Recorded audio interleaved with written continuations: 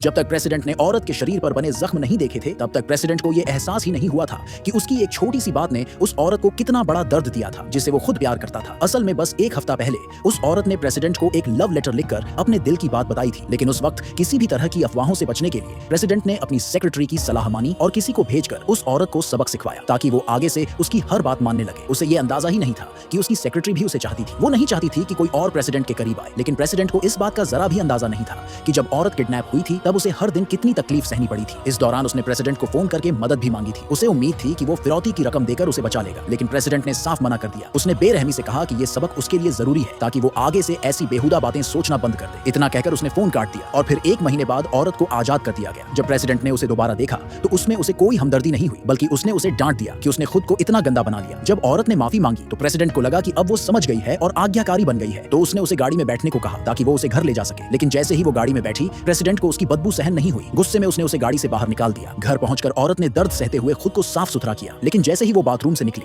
सामने प्रेसिडेंट खड़ा था। वो घबरा गया कि कहीं ज्यादा कपड़े पहनने से उसे बुखार ना हो जाए, इसलिए वो आगे बढ़कर उसकी मदद करने लगा, लेकिन औरत ने फौरन अपने हाथ ऊपर कर लिए जैसे वो खुद को बचाने की कोशिश कर रही हो। उसी पल प्रेसिडेंट की नजर उसके हाथों पर पड़े जख्मों पर गई। उसने फौरन पूछा कि ये सब कैसे हुआ। औरत ने झूठ बोलते हुए कहा कि वो गलती से गिर गई थी। ये सुनकर प्रेसिडेंट बिना कोई रिएक्शन दिए वहां से चला गया। डिनर के वक्त जब औरत ने सेक्रेटरी को टेबल पर देखा तो वो चौंक गई। आखिर सेक्रेटरी ही थी जिसने उसकी किडनैपिंग और टॉर्चर करवाया था, लेकिन जब प्रेसिडेंट ने उसके लिए कुछ नहीं कहा तो उसे चुपचाप बैठकर खाना खाना पड़ा। तभी प्रेसिडेंट ने जानबूझकर उसके कटोरे में ब्रेस्ट पोर्क डाल दिया। ये देखकर औरत को अपनी सजा के वो सारे भयानक पल याद आ गए। डर के मारे उसने अपना सिर ढक लिया और रहम की भीख मांगने लगी। उसके माता पिता ने जब ये देखा तो उन्हें उसकी हालत पर बहुत दुख हुआ, लेकिन उसके दिल में अब किसी के लिए कोई भरोसा नहीं बचा था। आखिरकार वही लोग थे जिन्होंने उसे अकेला छोड़ दिया था। उस रात उसके पिता ने उसे स्टडी रूम में बुलाया। उन्होंने कहा कि उन्होंने सब सोच समझ लिया है और अब वो उसकी शादी प्रेसिडेंट से कराने के लिए तैयार है। वैसे भी दोनों में कोई खून का रिश्ता नहीं था। उन्होंने उससे पूछा कि क्या वो अभी भी प्रेसिडेंट से प्यार करती है। औरत को वो 7 साल याद आए जब उसने प्रेसिडेंट से प्यार किया था, लेकिन उन 7 सालों में उसे सिर्फ नफरत ही मिली थी। उसी वजह से इस बार उसे इतनी बेरहमी से सजा दी गई थी। उसने साफ साफ कह दिया